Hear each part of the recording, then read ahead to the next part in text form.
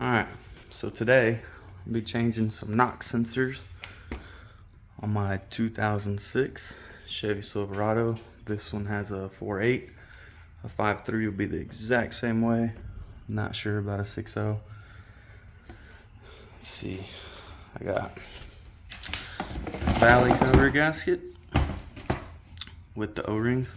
I got some coolant hoses I'm going to change as well.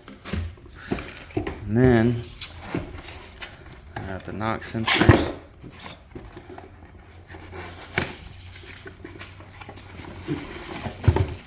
Both knock sensors. Might as well change them both since we're here. The harness and the grommets that go on top.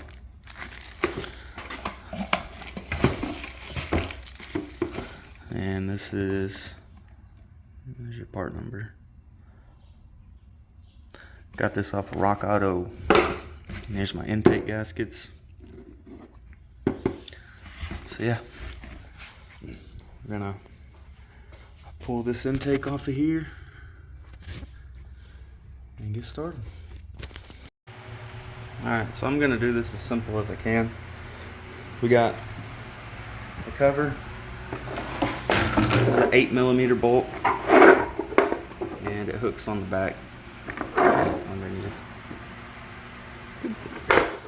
And then the air cleaner, 8mm clamps. Pull this guy out, gotta kind of wiggle it because that bottom piece. So we're gonna have to disconnect the throttle body. We're gonna have to disconnect two coolant hoses that go to the bottom of the throttle body. And then there's this plate. We're going to pull this plate off, and I have your map sensor, and you're going to have to run these harnesses kind of out of the way, disconnect them right here, just kind of move them.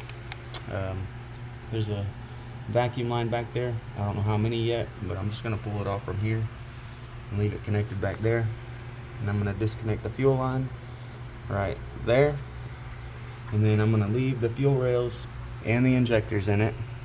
I'm just going to pull off the connectors to each rail, and then I'll just take off the intake bolts and see what else is connected. We got little connectors like this guy.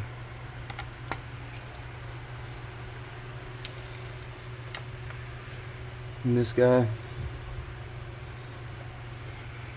Just trying to keep as much of it together as I can. That way I gotta do less work. Alright, so I'm disconnecting this fuel rail. We got one quick disconnect right there. Now they make this tool. Grab the part number right here. This is about $25 at your local parts store. And it has quick disconnect for, won't zoom, but that's 5/16 and that's 7/8, any size in between. I don't know for sure what size this is, but I'm gonna assume that it's a 3/8 line. But before we disconnect that, there's this little Schrader valve right here. Take this cap off. We're going to put a rag down, we're going to push that valve, and we're going to let all the fuel pressure off. Let's see.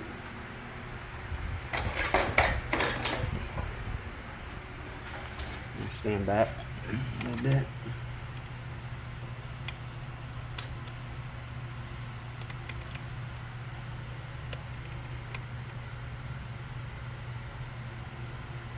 Alright, so now, see, I'm going to stand back, kind of shot forward.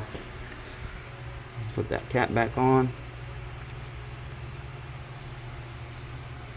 And now we can disconnect this line from over here. This little tool.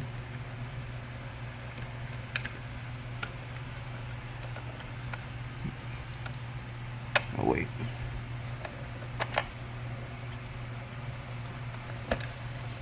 It's got to come off first, and then you can You gotta push in on that and pull this off at the same time. But you gotta take this off first. And I can't do that with one hand. So yeah, so that's 3/8.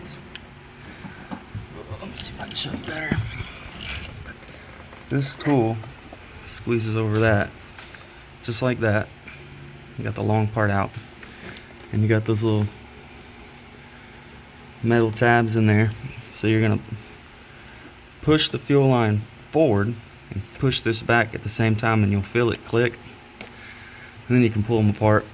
And as long as you bleed pressure over on your Schrader valve, there won't be much fuel that comes out, but there will be a little bit. So now that that's done, start disconnecting all the connectors, like this one. Still has a vacuum on it. I'm gonna disconnect that from here so I don't have to fight with it back there. That can come with the intake. And let's see. Map sensor. Yep. So I'll figure out more what all has to come off. But you just kind of look around, take off anything that's connected to it, preferably in the easier spots. Let's see how this goes.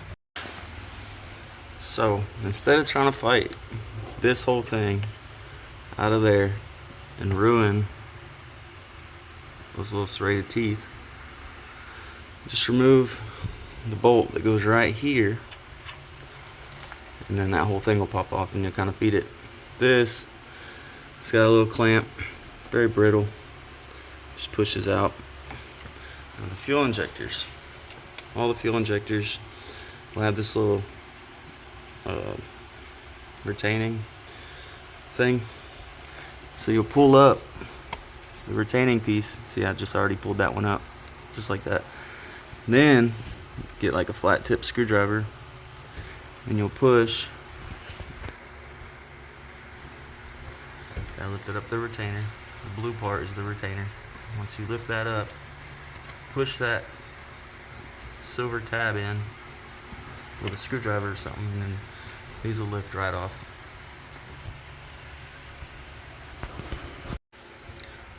So now at this point, I think I got everything disconnected.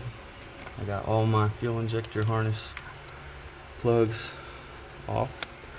This side is a pain in the butt, because this side, the tab faces you, just like that. On this side, the tab faces away from you. So number 7 is pretty close to the firewall. You need a short screwdriver. This is going to be a pain in the butt to feed out of there. But anyways, yeah, map sensor.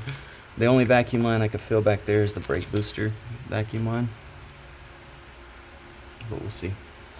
Might be something else back there. And then 2 coolant hoses for the throttle body. They might let out a little bit of coolant. Shouldn't be too much. And it's a good idea to clean all this stuff up before you pull the intake off, so it don't go all down in your motor. But yeah, PVC hose there, PVC hose there, map sensor back there. We got throttle body plug in, 2 coolant hoses, fuel hose, all the injectors. Now I'm just going to pull out these bolts. Let's see, there's 1, 2, 3, 4, 5 per side. There are 10 bolts. And this thing should just pull right off, and I'm about to feed it out through all that stuff. And just like that, came right off. The hardest part is feeding this line through. This truck's kind of old, so well, not old, but it's 2006. So everything's brittle, and it's, you gotta be real careful not to hit things too much or disturb too many things, otherwise you'll be changing that too. But it's kind of dirty. I'm gonna have to look down in every cylinder and make sure that nothing fell down in there. Like that one got a leaf in it, so I'm gonna go through, I'm gonna make sure all of these don't have anything in them. And then I'm gonna shove a rag in there, paper towel in there, whatever. I'm gonna clean the crap out of this. And then I'll be taking off the plug-ins to the knock sensor, then the valley cover. And pretty soon we'll start going back together. But on another note, this intake, it's got 5 screws per side, 10 total. And like I said, I left the fuel rails and everything on it. It's not hard to get it off. But these screws here, they're captive. So, see they got little locks on them. So, just gotta make sure they're unthreaded all the way. Don't try to get them out. But I think it's been about an hour now. It's about an hour to pull this off. I'm gonna clean all this up, and I also have to change these coolant lines, and I have to change that coil because it's been dripping on the coil and that whole debacle. Probably gonna change that stuff while the intake's off, just because it looks like it'd be a lot easier to get to. Neglected maintenance, but we're catching up. Also, I didn't make a video, and I should have. This truck had a nasty lifter tick, bad lifter tick, and it was about 30 psi of oil, and every now and then it dropped down to about 15. But I took off the oil pan and I changed this oil pump O-ring. Now this thing goes, 40 psi, and if I really get on it, it'll max out the gauge at 80, and lifter tick's gone. So it's just this O-ring right here. If y'all are having those problems, check out this oil pump O-ring. It took me about 5 hours to change that in the garage. Not too terrible. Yeah, I'm gonna get this cleaned up and we'll pick up from there. Alright, so it's not clean yet, but starting on it. Some wire loom fell right here, and that is a pain in the butt to get out.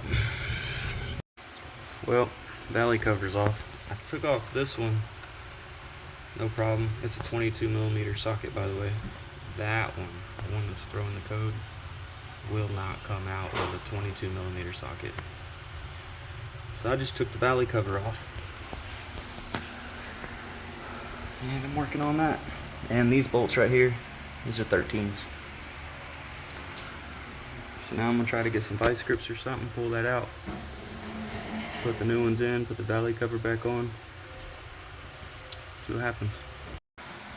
Alright, so these are 22mm, but this one's so rusty.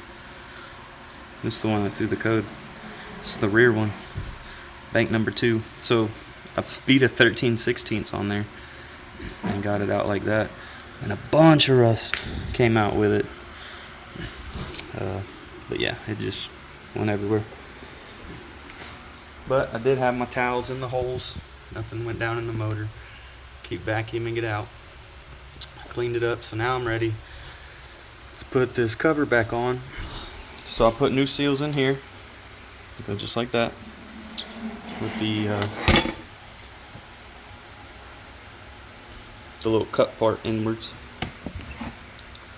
There's my new gasket. I'm gonna set this on there, torque it down, and then I'm gonna torque the knock sensors down. I'll put the harness back on, and then I'll clean everything up, put the intake back on.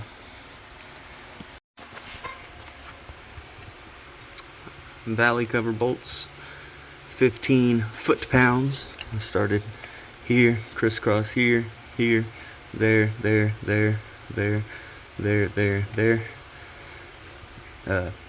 18 foot-pounds for these, 15 foot-pounds for the knock sensors, and I'm gonna go ahead and RTV this all up, pop these on, because I don't want this to happen again. Now I'm gonna change the gaskets on this intake. They just pull off. They got little tabs that lock them in place. So I'll get this off. Yeah, like that. See, it's got a little lock tab. Get these off, and then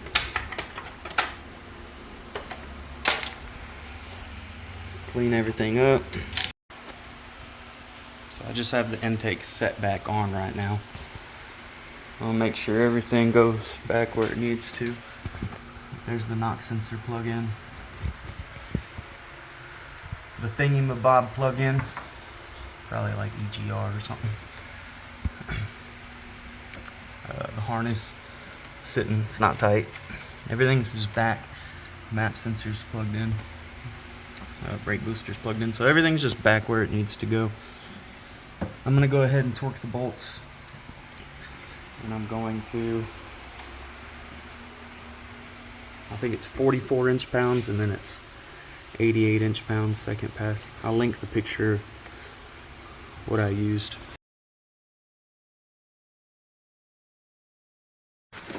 Alright, I got 2 injectors left. Oh, let me see. So I put this tab back on here. Slide it forward. Maybe. There we go.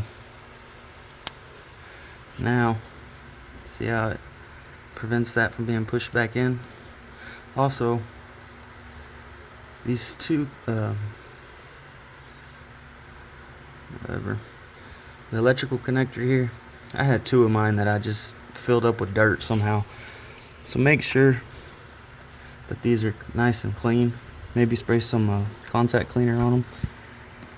And then, boom, push right in there.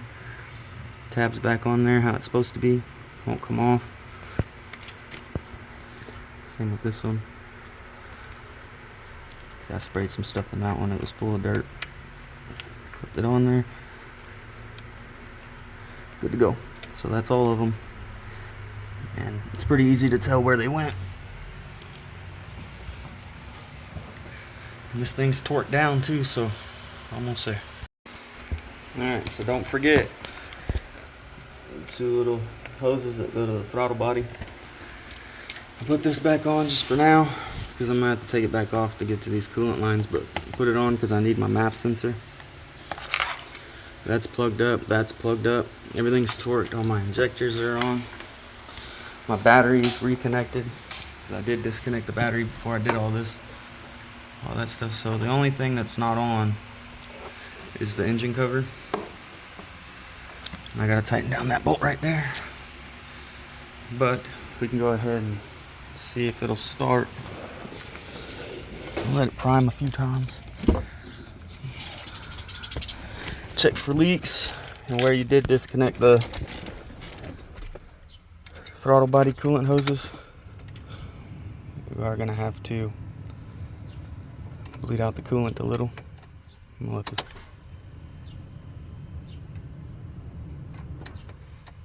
I'm gonna prime it up. Alright, let's look. Make sure we didn't leak nothing from doing that.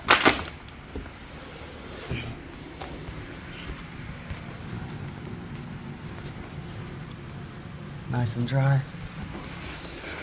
Alright. That's a tight fit.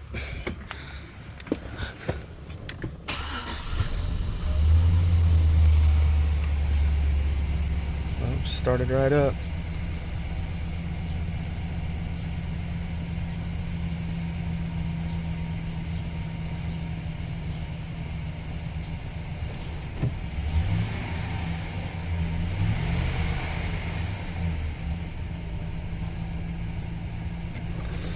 Look for some leaks.